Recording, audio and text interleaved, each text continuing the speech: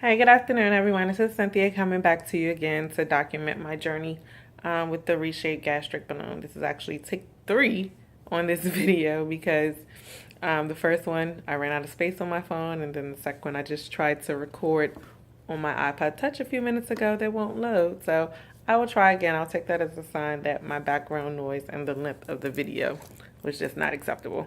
So I wanted to kind of revisit so this is video number 2, documenting my journey on the insertion of the Reshape Gastric Balloon.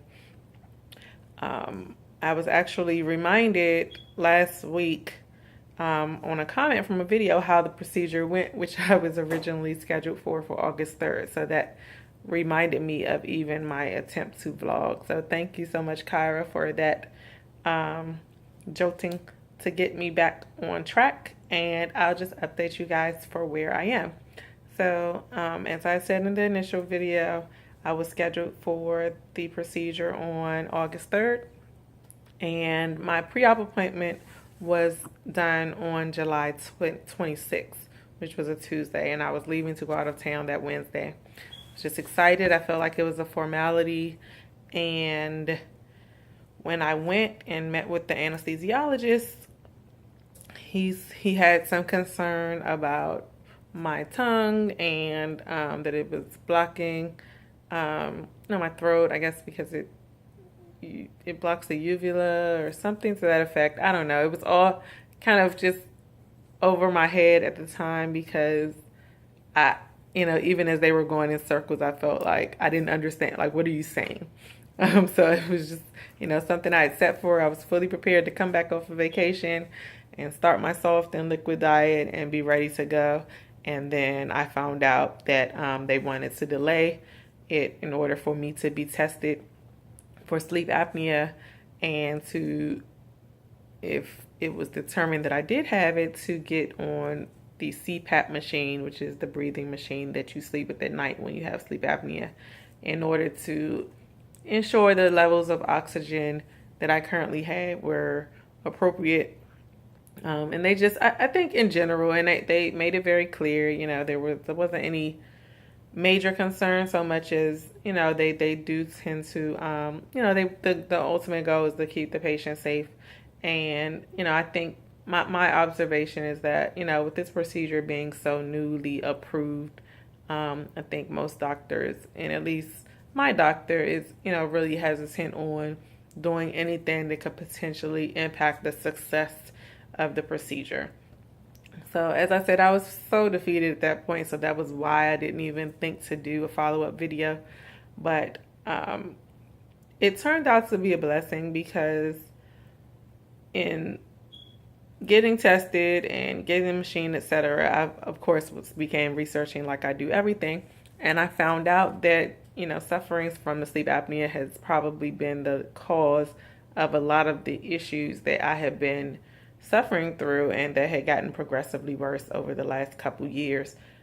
So that includes, not just overall tiredness, which obviously that is a major one, but falling asleep at the wheel, which I had been doing, and it had gotten worse to the point that I was on the side of the road a lot.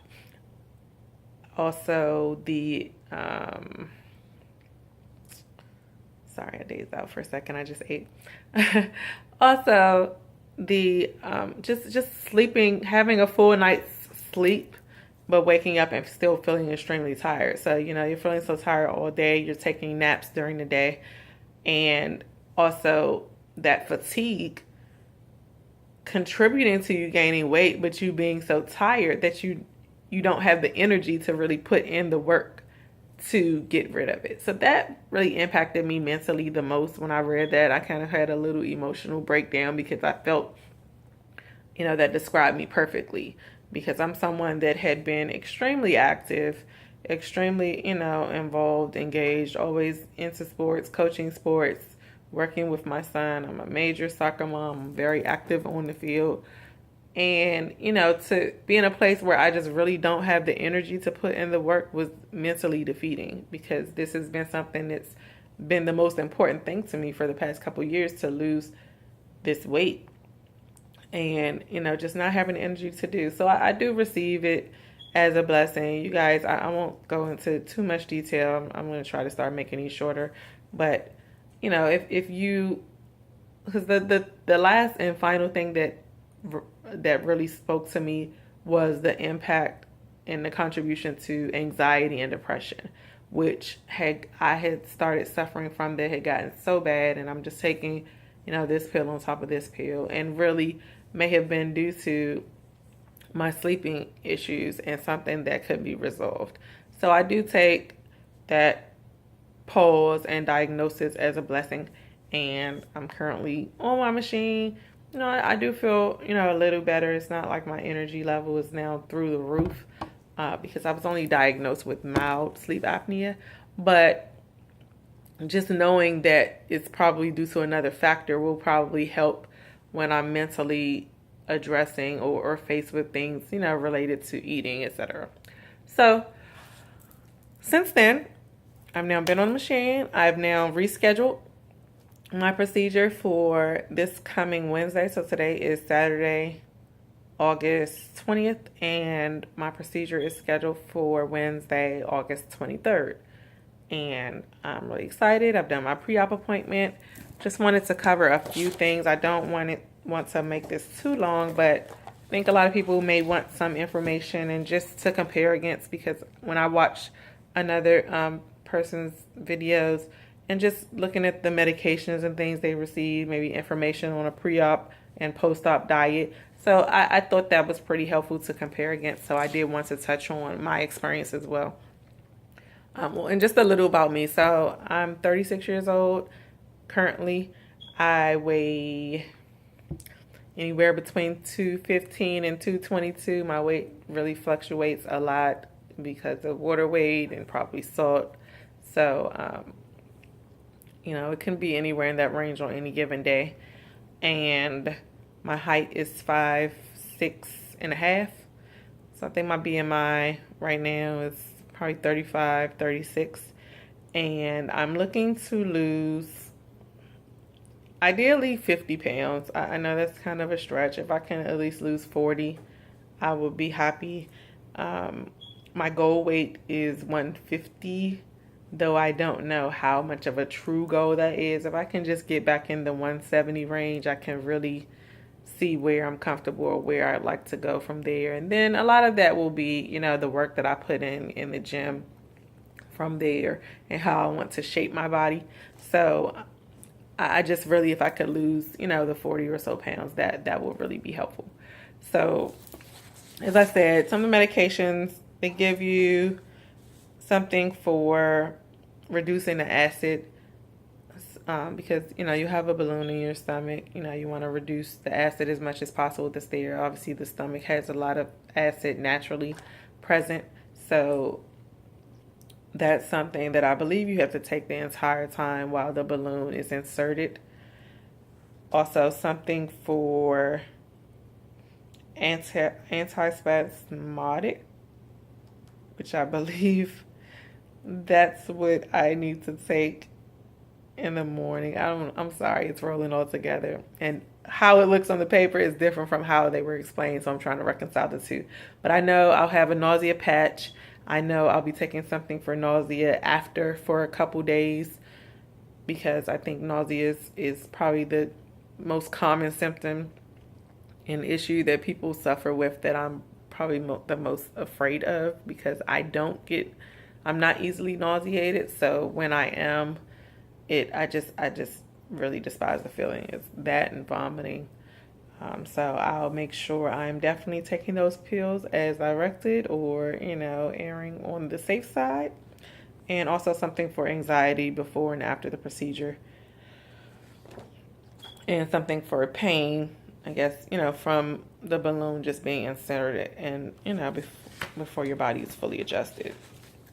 So the diet, I think I may have mentioned on the first video, you're on, so 2 days before, I'm supposed to be on a soft diet, and then 1 day before on a completely clear liquid diet, and then nothing the day of the procedure. And then afterwards, the recommended diet here, I think is a little, that my doctor gave me, I think is a little too lax. So I'll just really take the time to be aware of how I'm adding things to my diet. So that's what else is really important to me, and something that I'll be focusing on my videos is the diet, the workouts, and what's been working for me from a protein perspective, what's been working, energy wise, and just really comparing the different recommendations that I've heard others receive and how my body responds to it specifically, and just my thoughts. So I'll be doing a lot of focusing on that. If there are any other specific questions that you guys want me to answer, please leave them in the comments below, and I will definitely address.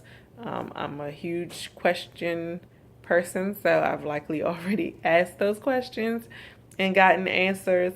I also am a heavy researcher, so I've been watching all the videos that are available. I appreciate, because it is a newly approved procedure, even though it's been going on for probably 20 years or so in Europe and Australia and some other places, but it was just newly approved in the US. So I'm just really excited. I obviously pressured my doctor to get this procedure done as quickly as possible, so they were very responsive and attentive, and in helping to get it moved from the 31st, where I had originally rescheduled, to next week, the 24th. So, I think I said the 23rd. My apologies. My procedure is on the 24th, Wednesday, August. So, that said, if you have any questions for me, please ask them. I will be happy to address them. And,